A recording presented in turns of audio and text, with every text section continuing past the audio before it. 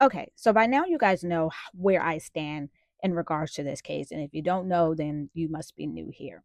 But let's just switch things up for a moment. You guys know my suspicion and the thoughts and theories I have around the two surviving roommates, Bethany Funk in the middle and Dylan Mortensen at the beginning of this picture. So let's just say, that they absolutely had no knowledge of it. They are completely, really innocent, and they really had no knowledge about what was going on. Let's just say that. I don't believe that, but let's just say that for a second. What is the motive for Brian Kopiger to commit this horrific act? What is the motive? And I don't want to hear, oh, he was studying criminology.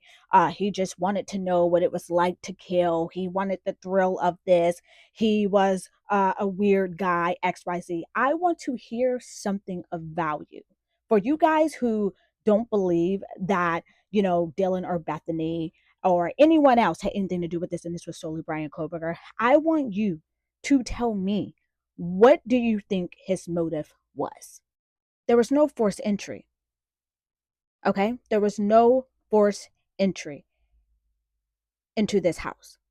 So the person who committed this act, you mean to tell me they randomly knew that the house was going to be unlocked? They randomly knew to go to that door on the side? They knew it was going to be unlocked. Some random guy who just is studying criminology and wanted to know what it was like to kill. That's the defense you're going with? Have at it. This was a strategically planned massacre. This didn't happen on no random night. And I know a lot of people believe that Maddie was the target, and I know it was said that. I personally don't believe that. This unalivings could have happened on any other night. Any other night. But it just so happens it happened on the night where Kaylee was in town. She wasn't even supposed to be in town. She wasn't even supposed to stay overnight. She was just supposed to go and show her friend her new car. I heard some people say that Dylan actually invited her for a sorority party or something. I don't really know how true that is, but I do know that she wanted to come back to show Maddie her new car that she saved for. She only had this car for a day. She only got to enjoy it for a day before her life was taken.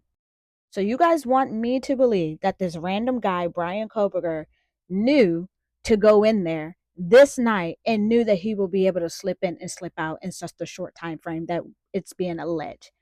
This was a party house, okay? How did he not know there weren't multiple other people inside? How did he know that? I strongly believe there is intel on the inside that was communicating with him. This isn't the act of one person. I'm not saying that one person couldn't have committed this, but this is not the work of one person. This was a personal attack. This attack was brutal.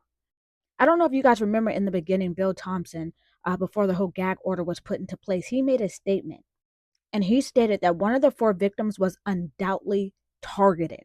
Undoubtedly targeted. And I personally believe that person was Kaylee. It was also said on News Nation that Kaylee wounds were significantly worse than Maddie.